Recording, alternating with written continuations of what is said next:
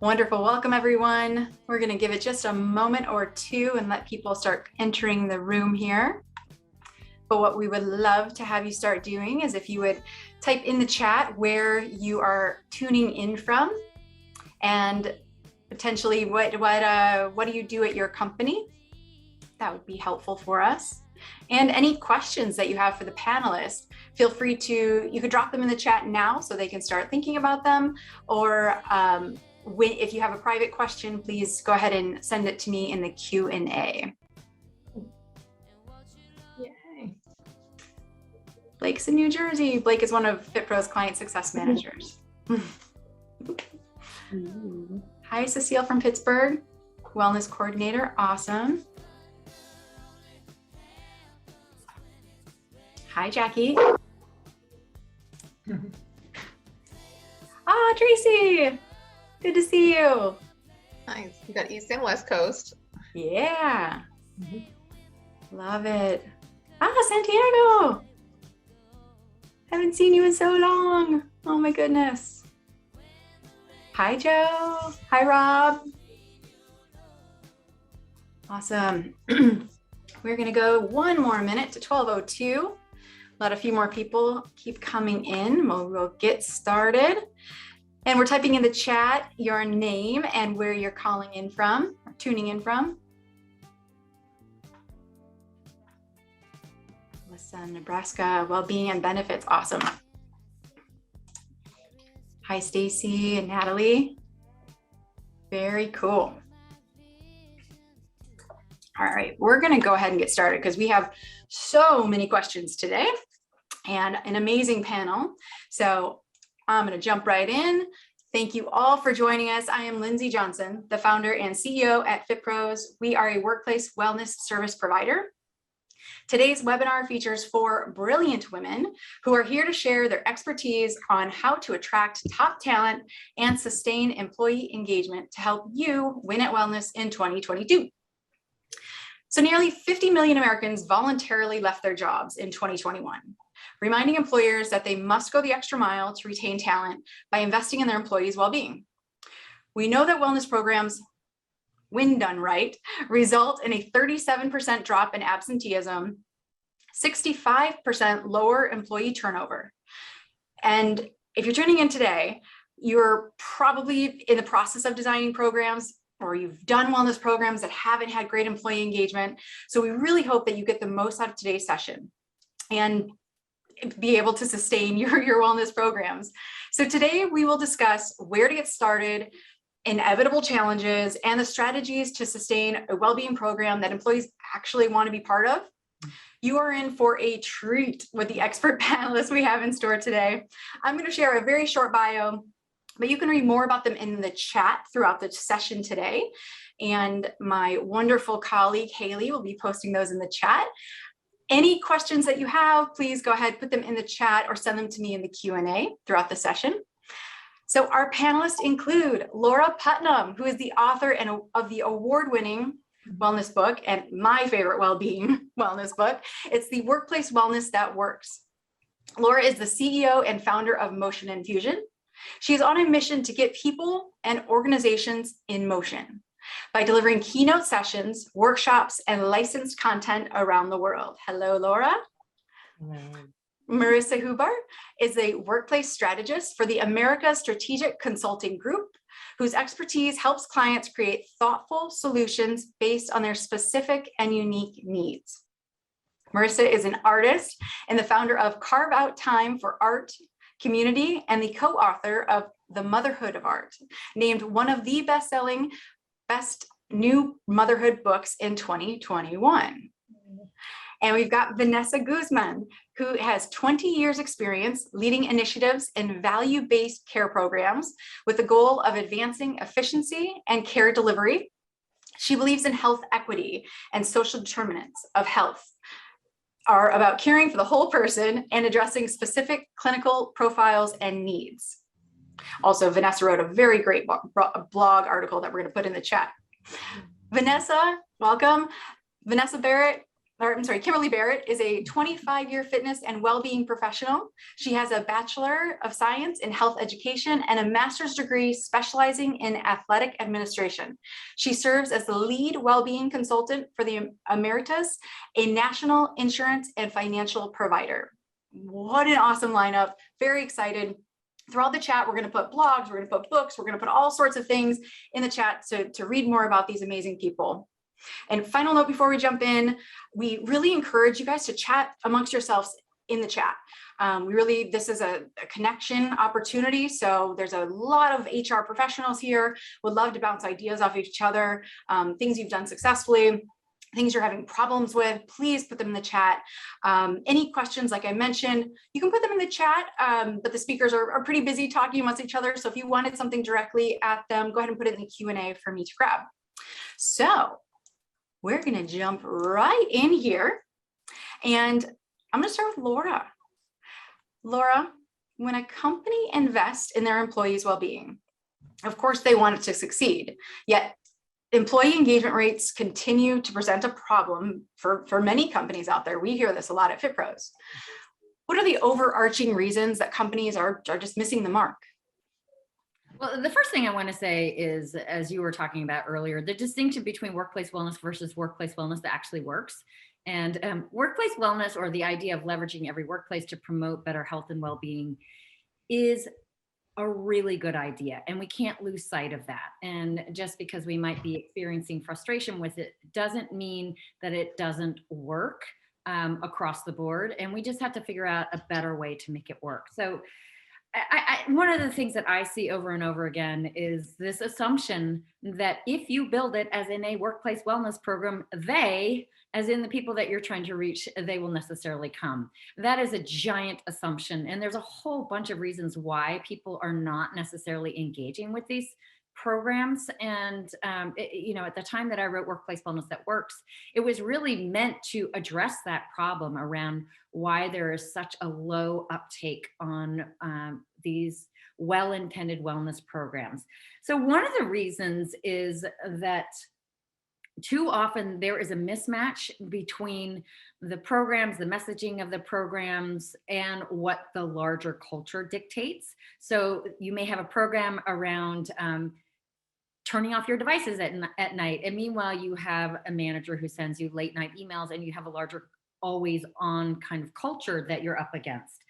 And too often these programs are targeting the individual as opposed to addressing the context within which the individual makes their choices. And as I know Vanessa will be talking about a lot with her discussions around social determinants of health, this is much more of a systemic issue when we talk about why some people are well, but so many people are not. And so we have to do a better job of addressing the context within which the individual makes their choices. And that really ties to my final point, which is about really targeting those people within the organization who actually hold influence. So it's those leaders and managers who are uniquely positioned to either make or break the well-being for their team and across the organization. They're the ones who are in a position of influence to be able to really tackle some of those systemic issues. Spot on. Thank you so much, Laura. Love it. So I'm going to hand it over to Marissa. As a workplace strategist, where are the biggest challenges when helping companies utilize their people and spaces to make a healthier environment?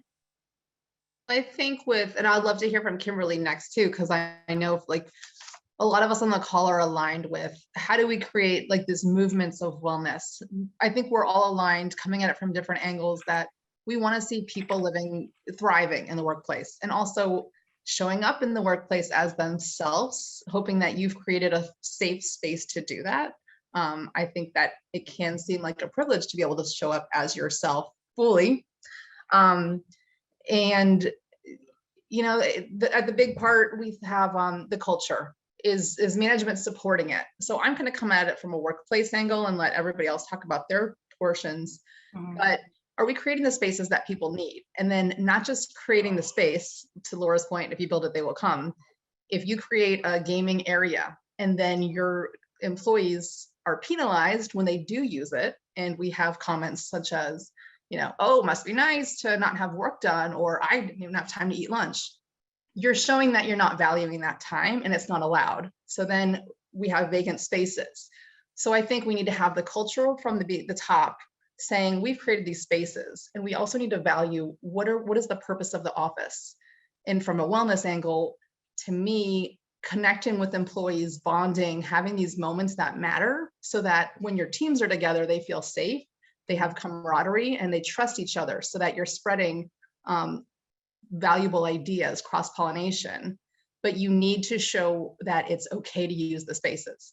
The last examples I'll use of how you can think about using spaces or not using them even.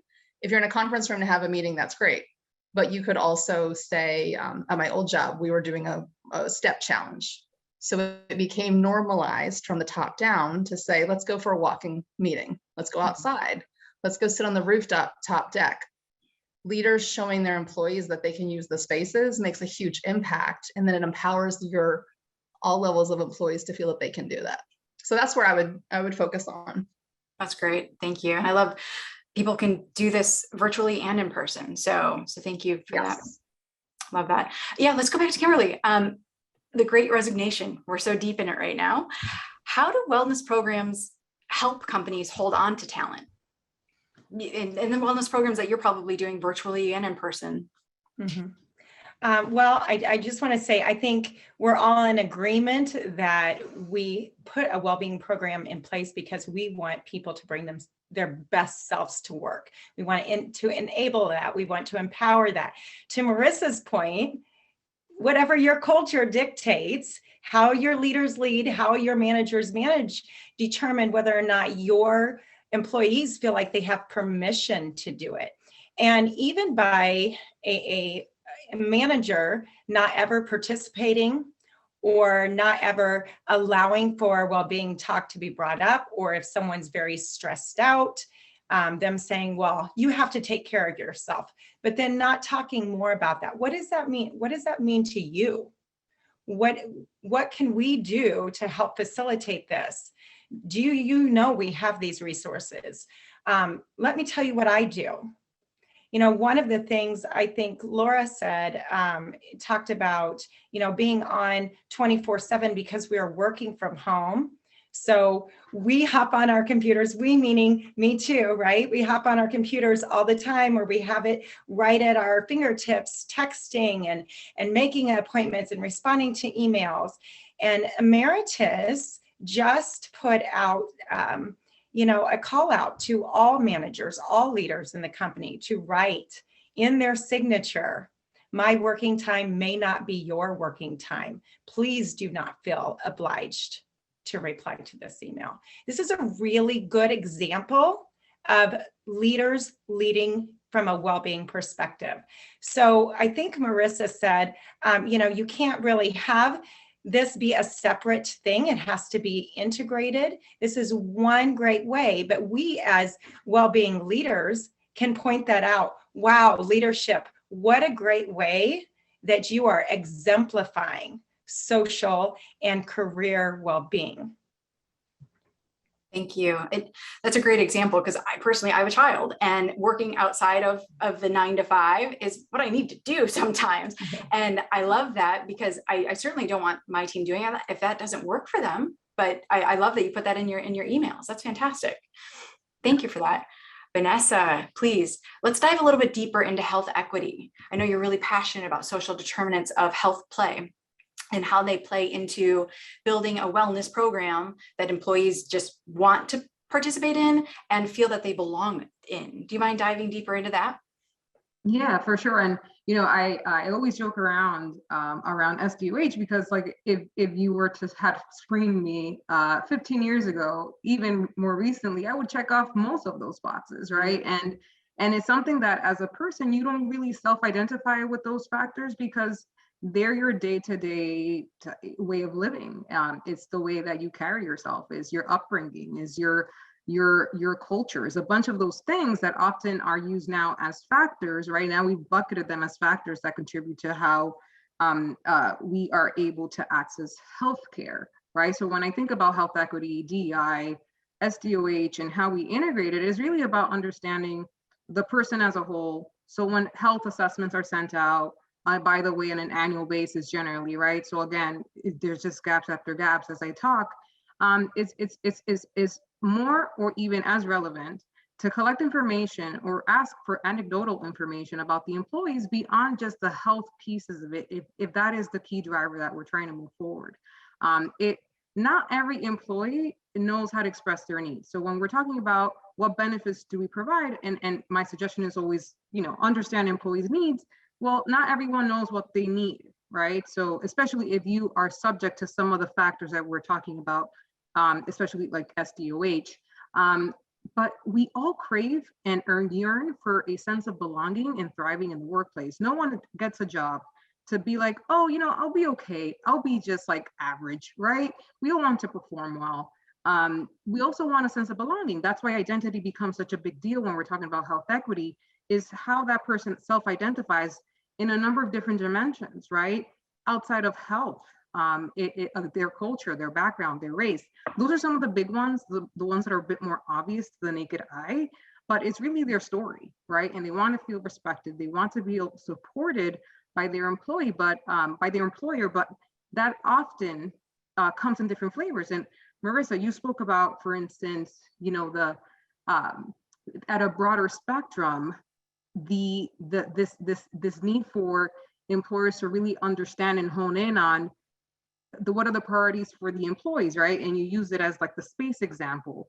But remember, we're dealing with all sorts of leaders from different backgrounds, different stories, generational stigmas across the board that they may not know themselves, the leaders, how to do what you said is the appropriate way of doing it. So I feel like everyone is a leader, regardless of the title.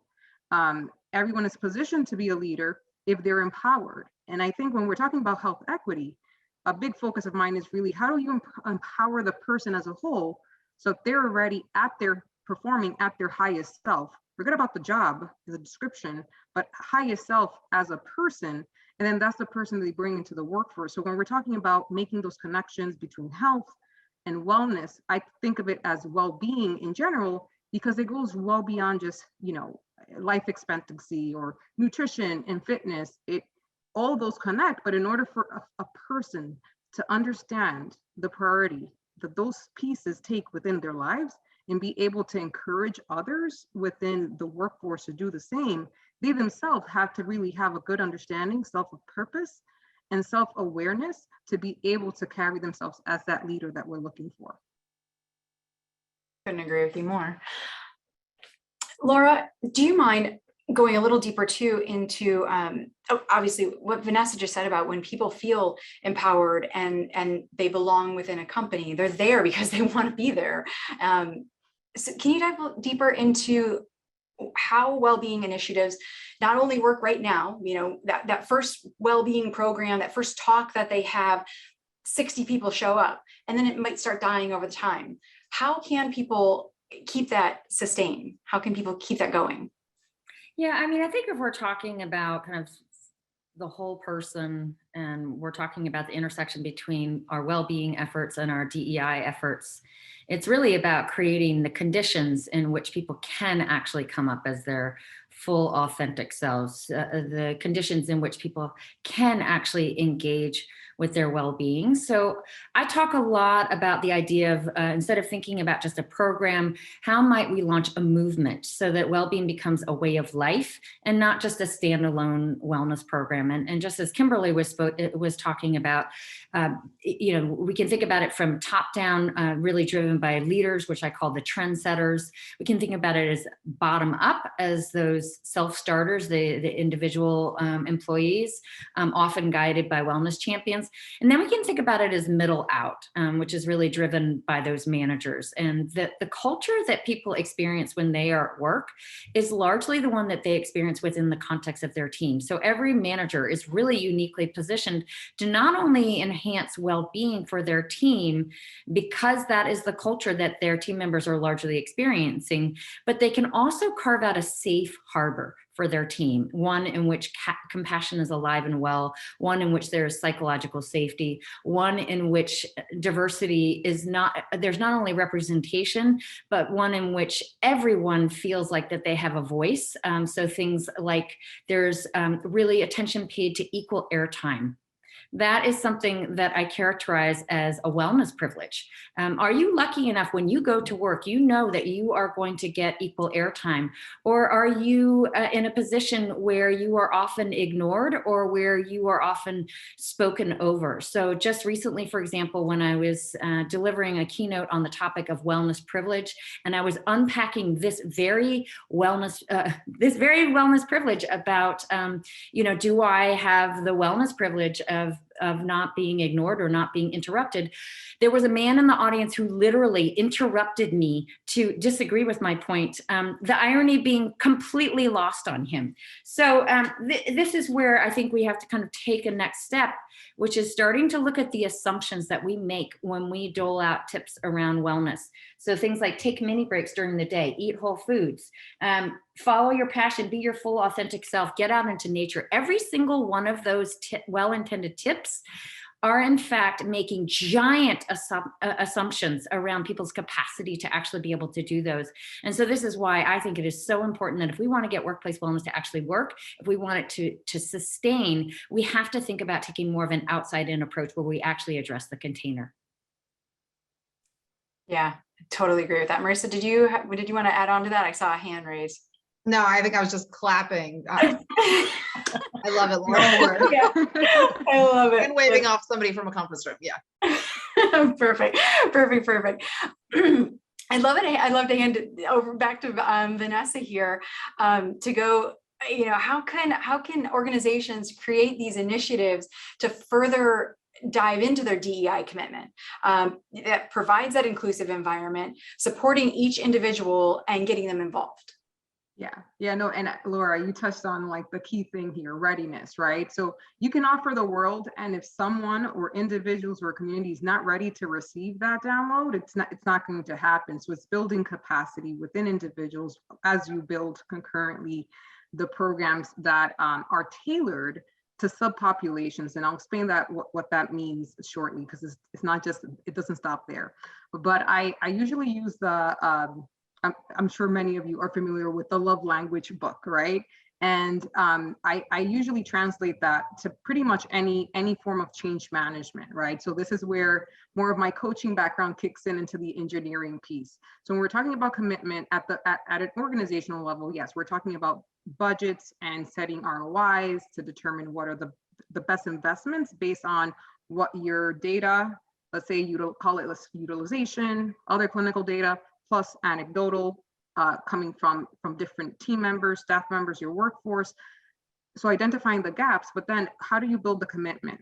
So it goes back to what Laura said earlier. So there's 5 different very strategic tips that I'll share right now.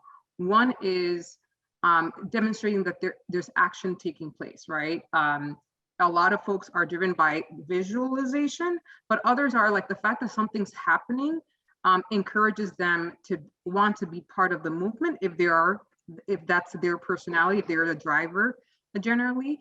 And it also, and examples of that can include that they're seeing programs in place or different benefits that are tailored to subpopulations, such as by race, ethnicity, cultural, language, or different community settings.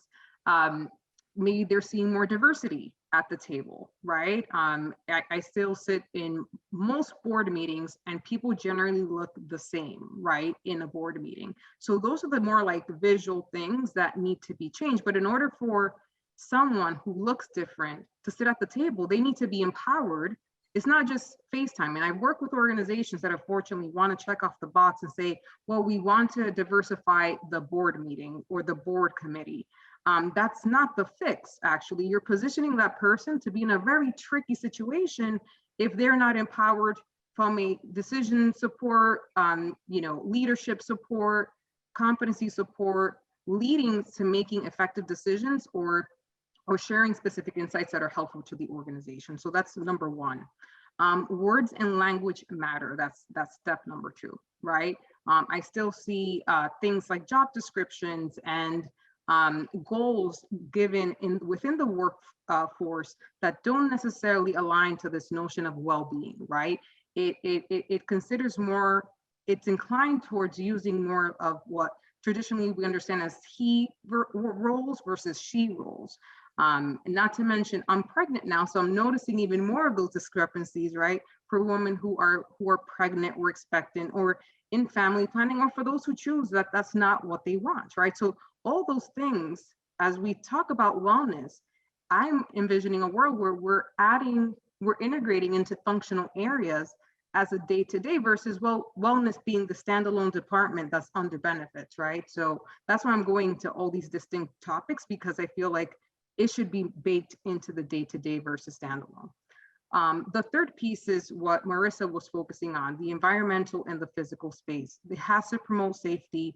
It has to create this form of community connection or employee connection.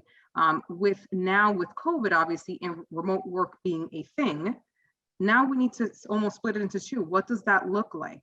A lot of organizations are trying to replicate the functionalities and connectivities that existed or exist in the physical space into the home space. The reality is they're different.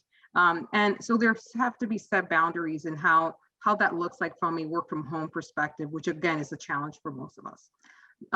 Strategy number 4 is around setting rewards, right? So setting rewards, everything from compensation, obviously benefits, should be looked upon through all the different lens of domains or dimensions, as we discussed earlier, so that it aligns with what motivates or what triggers a change in an individual. And we're all triggered by different things. Some are monetary for some of us, for some of it is a job well done, or even assigning work that is of interest to that person as a career path. So understanding what your employee's reward system is very, very important.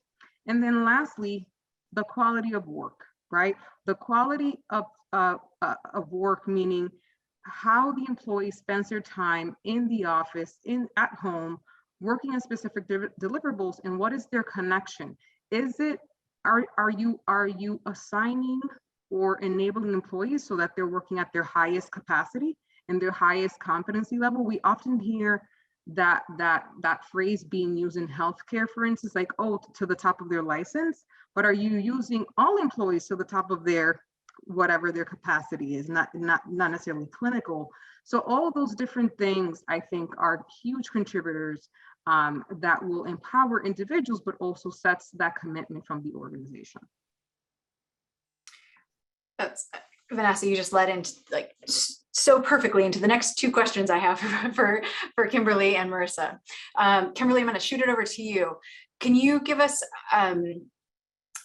details on how organizations can quantify the problem of employee turnover to their leadership and in a way that proves engagement? Because we hear it all the time.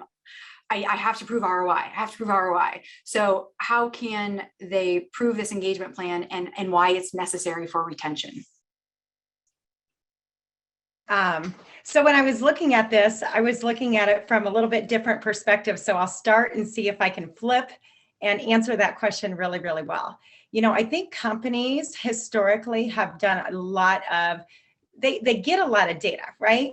We get data when someone comes in the door. We get data when we do our engagement survey. We get data when we do our exit surveys. We get data when we do 360s.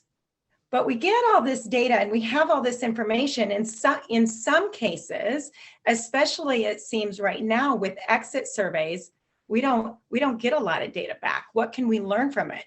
Not much. It's not good data. So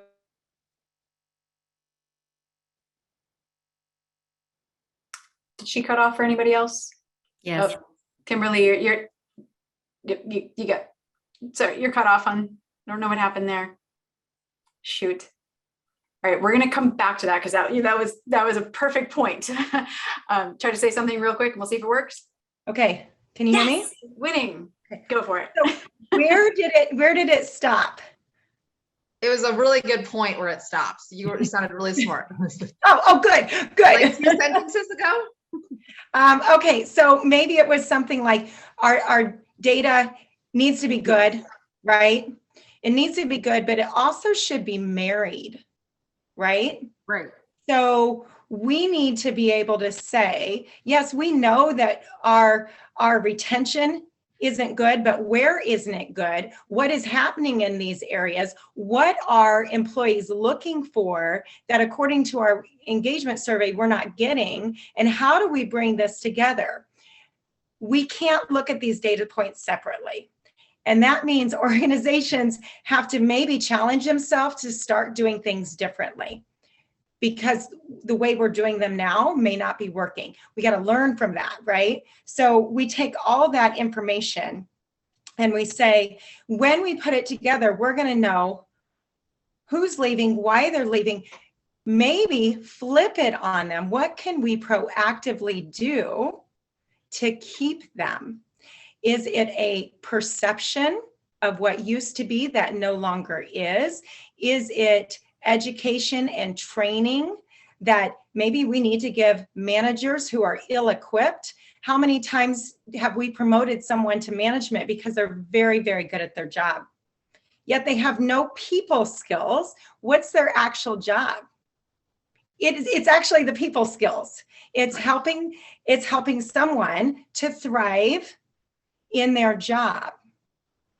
So we have to look at how we build that culture. So when we go in and we're talking to the C-suite about, whatnot, we might have to come in with a different package.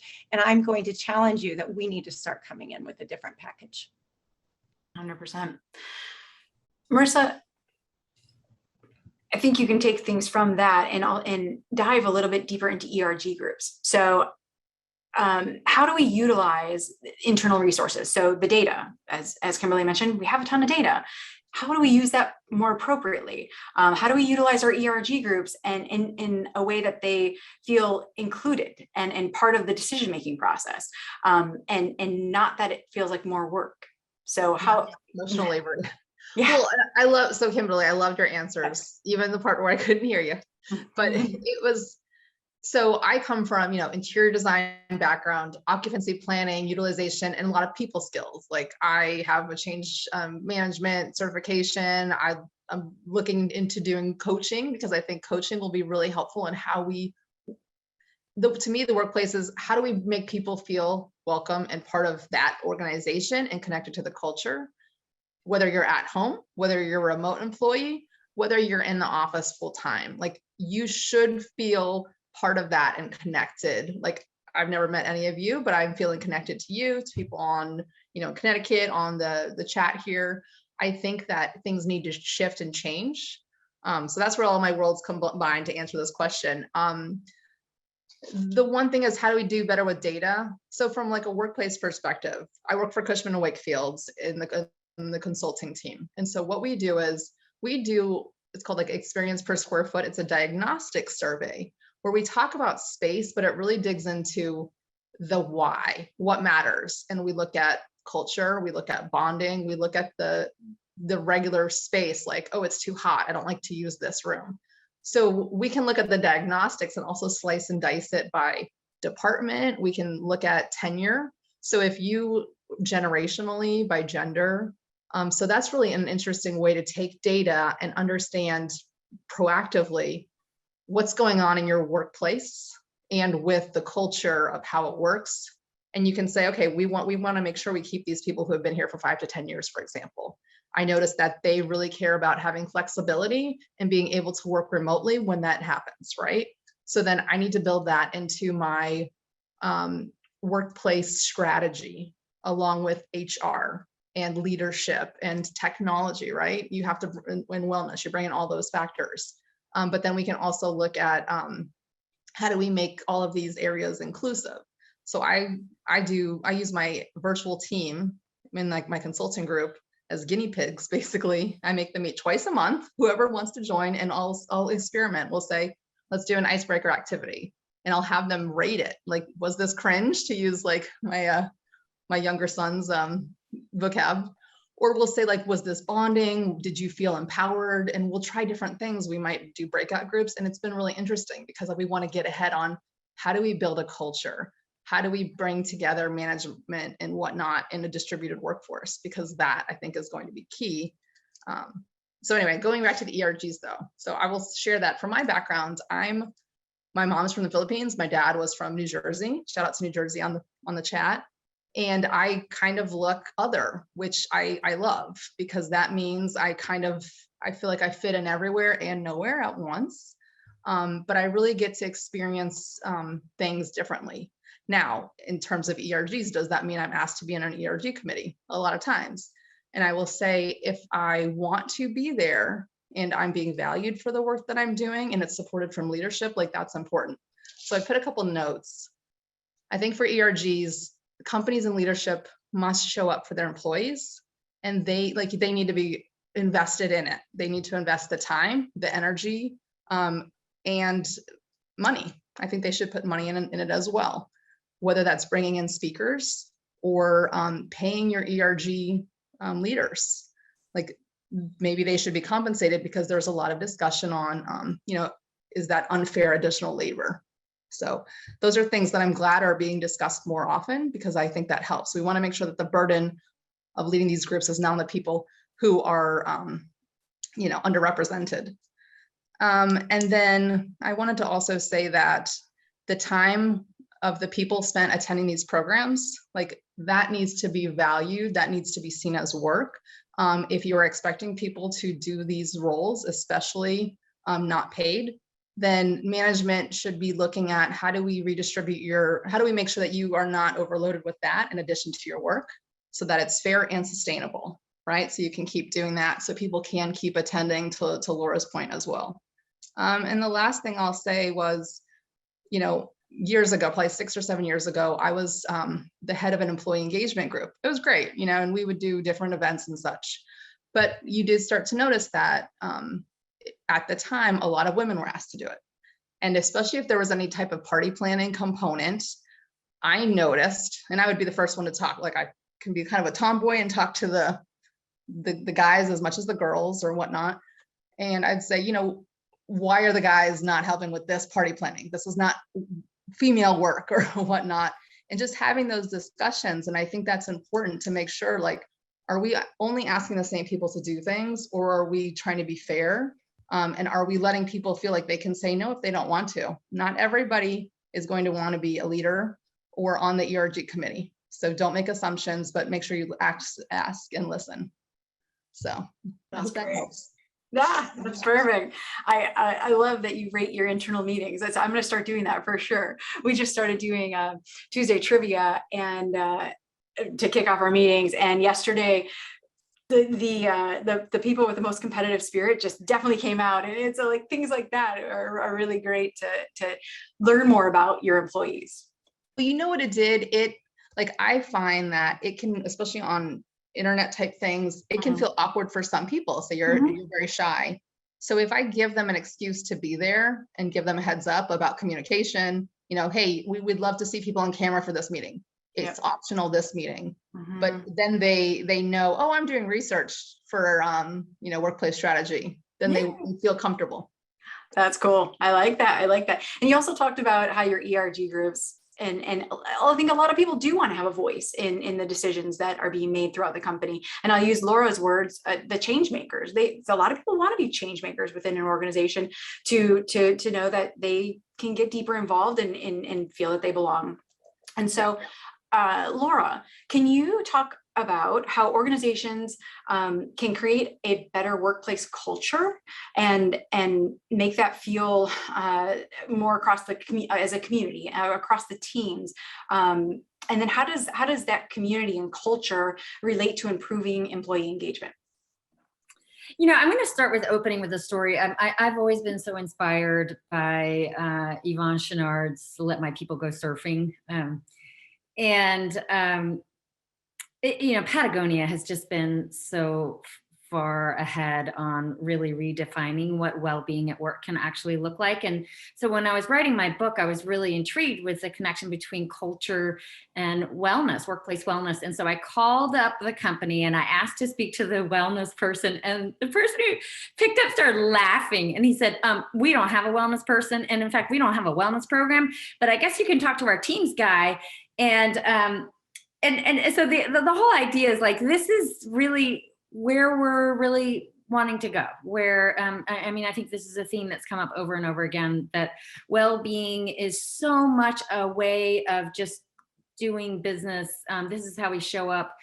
This kind of let my people go surfing kind of feeling is, so we don't need a standalone programs, but 3 things that I would recommend to really start to create this culture.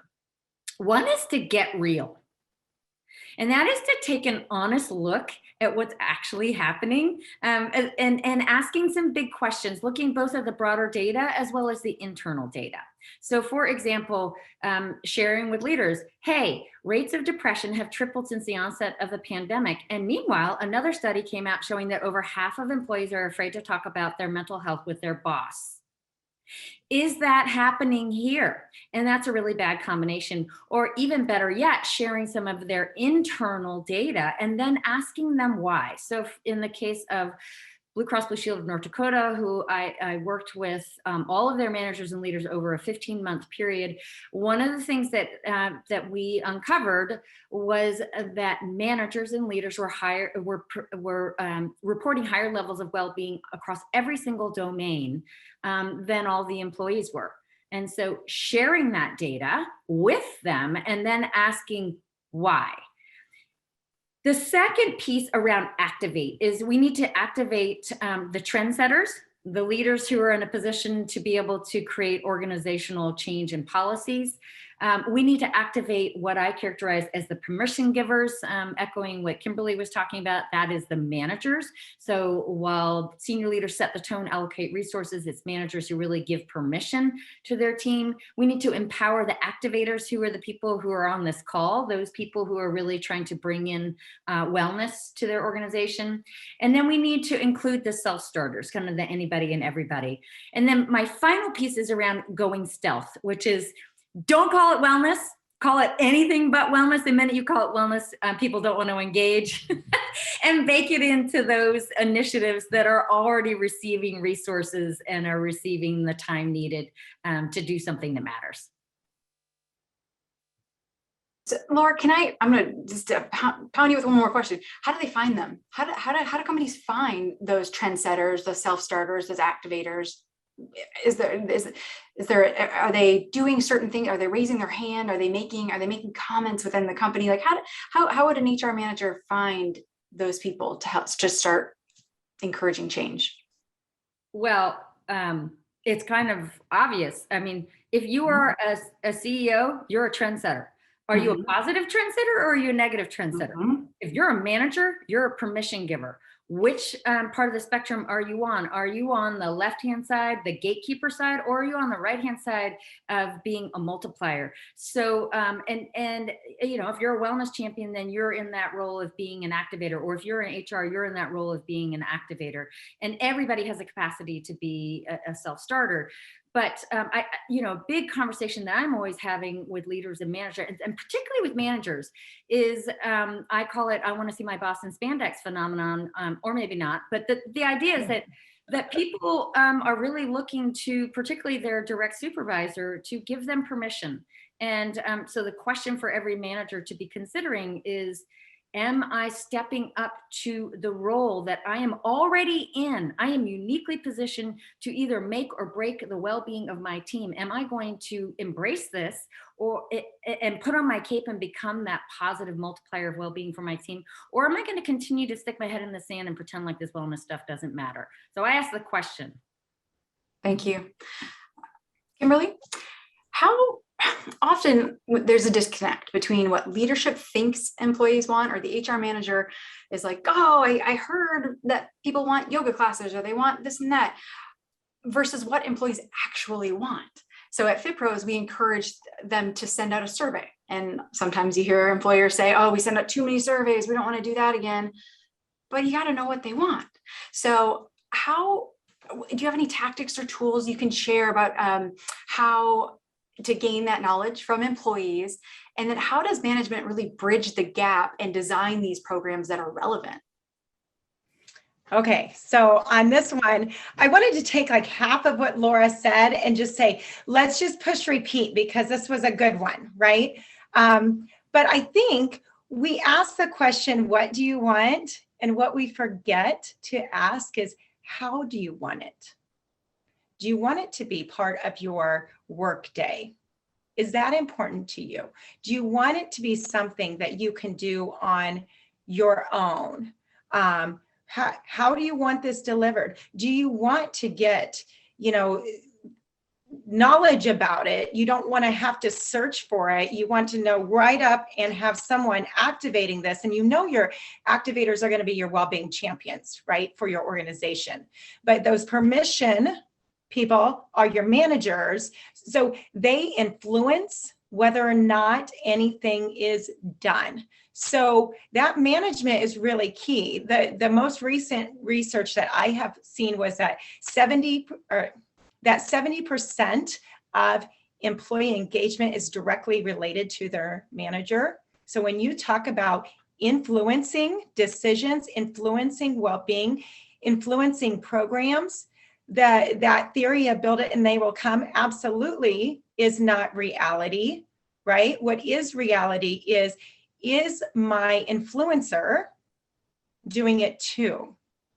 Is my influencer not only saying, you have resources out there, it's up to you whether or not you use them. It's none of my business, right? Because we hear that a lot, especially when it comes into things like mental health. But we know over the last couple of years, someone on this panel addressed it earlier, the last 2 years have been so impactful on mental well-being. And when you look at the continuum, because everybody has it or they don't, or they're somewhere along the continuum, it is suffering right now. What are we doing? What are we integrating? Well, if 70% of our engagement is related to our manager, how are we empowering the manager? How are we setting expectations of the manager? When we go into our annual goal setting, which probably all of us just went into, what is it that we have there on influencing? Because there's your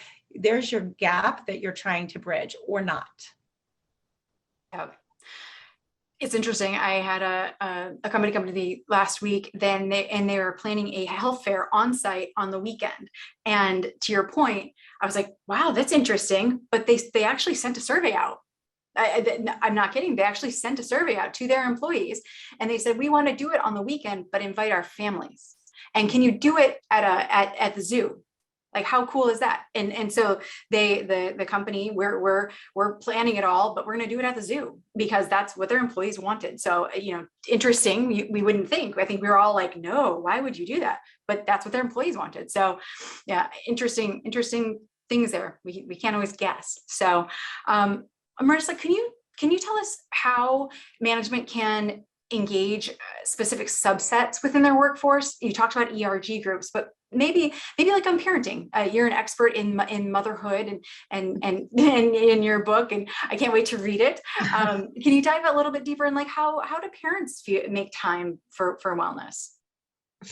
I think who can make time for wellness right now? And that sounds terrible to say right now. Plus, I'm drinking a sparkling water. I want you all to know that.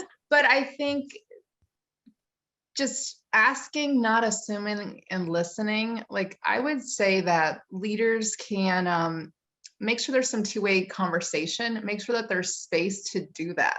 So maybe an example is, do your individual contributors, do your managers, do they feel like they can go to leadership and say, hey, I've noticed that my, parent, like my working parents, the caregivers are really having a hard time dealing with the schedule right now. Can they say that? Do they have the spaces? So I think like having places to check in and have some conversation, maybe a mix of, a cadence of feedback. Is it quarterly with your ERG champions, for example? Is there maybe for like a specific subset, if you had your caregivers and parents? I'm going to lump that together because I think with I had to be a caregiver to help an older parent, and I have young children. So a lot of us are feeling that sandwich, stretch, or people with pets, because everybody has a pandemic pet right now, right? So do you have places to maybe take like an anonymous survey? Because not everybody might want to tell their manager, especially if they're having trouble with maybe someone who's a micromanager or someone they can't talk to say, I don't feel like I have what I need to perform well. I don't feel like I can have a flexible schedule, even though that is in the company policy. So we need to provide avenues for people to give feedback. I would say, like for smaller companies, maybe it's having like influential and connected folks that are in, maybe they're working parents, or maybe it was even people who are not in that space before. When I was a new parent versus now I have a 9-year-old and a 3-year-old. It's a different journey. The things that are a concern or are shaping me are a lot different now. But I can reach back and say, you know what, and I can advocate for people who are coming up in the next like generation or whatnot, to say, we need to know that. Do we have awareness that you can ask for a flexible schedule at our company? Does everybody know that? Do we need to have another communication? Because if everybody is not aware of something, except for some people, then you have unfairness. And then when we do make, I don't want to say concessions, but if we make flexible arrangements or we have programs for people, that does not look like, say, your typical 9 to 5. Say Kimberly said, I need to take my mom to these appointments and my schedule is going to be from 11 to 4, but I'm going to go home and work these hours. You need to make sure that that can be communicated to your colleagues and team members so that you don't have resentment and misunderstanding. Because I think a lot of people might say, oh, that person has kids. Are they even working? They're not. I've heard stuff like that. And it's like, actually, I did this. I went home and then I can type in the bathroom supervising bath time and just like shut out the noise with one eye here.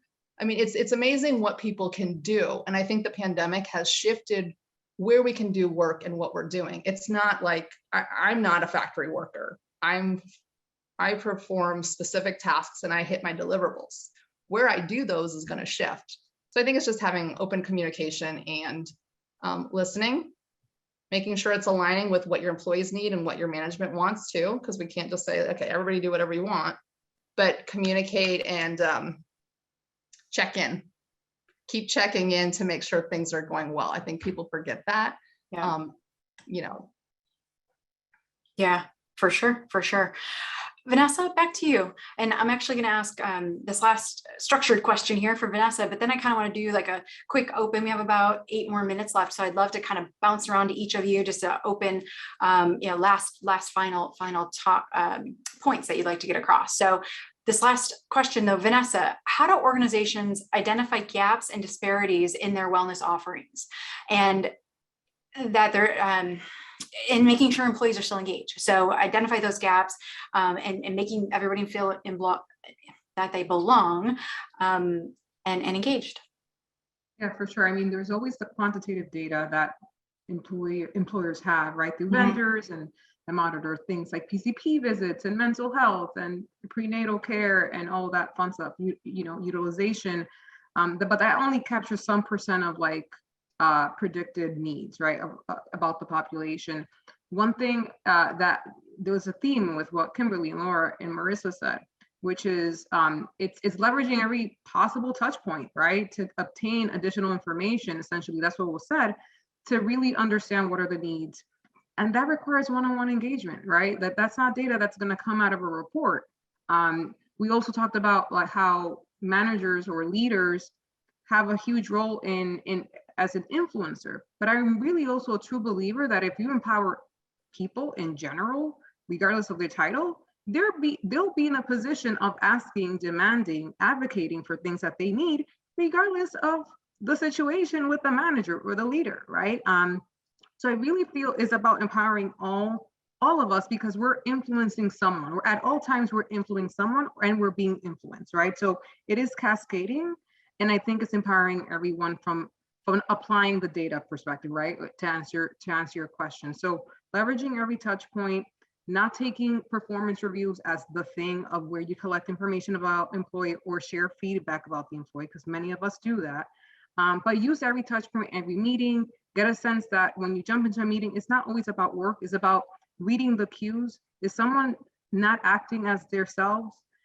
What are you doing about it? Are you asking the appropriate questions?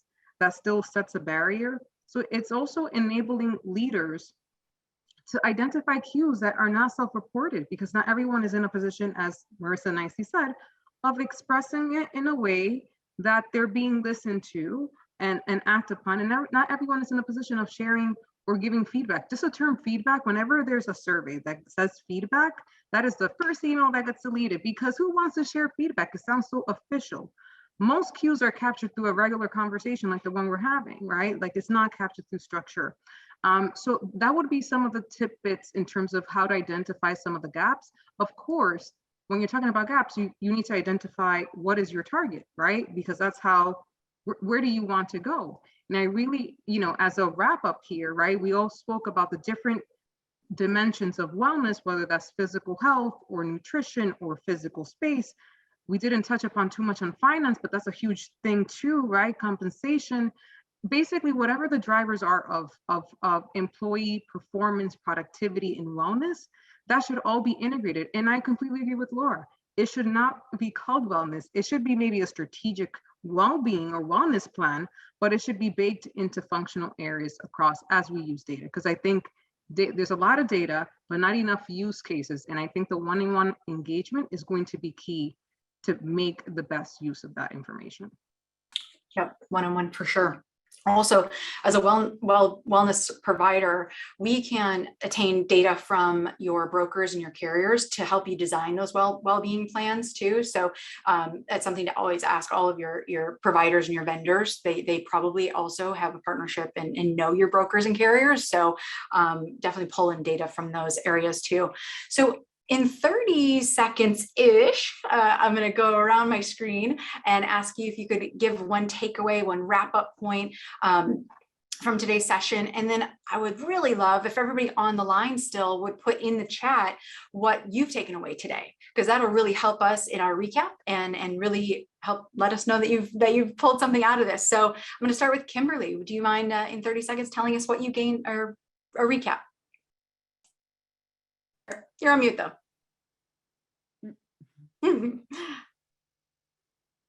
There always has to be one, and that's 10 seconds out. I'll give you 10 more. Well-being has to be both personal and meaningful, not just to the individuals, but also to the organization. You have to marry those things and make sure that you integrate this into the culture very strategically. Thank you. Marissa? I would say, since I want to talk about parenting, just like toddlers, people want choices. If you can give someone a choice, give it to them. I think everybody wants some autonomy and just feeling like they have control over their life, and work is one part of our life, but it's not all of our lives. Yep. Laura? Thank you. Appreciate people for who they are, not just for what they do. No expertise required. Anybody can do it. Thank you. And Vanessa? Demonstrate care and support the way that the individual is able to receive that care and support. And that requires one-on-one, tailored, personalized engagement. Love it. What a discussion. You ladies are fabulous. And everyone tuning in, if you weren't taking notes fast enough, we will send out the recording later this week.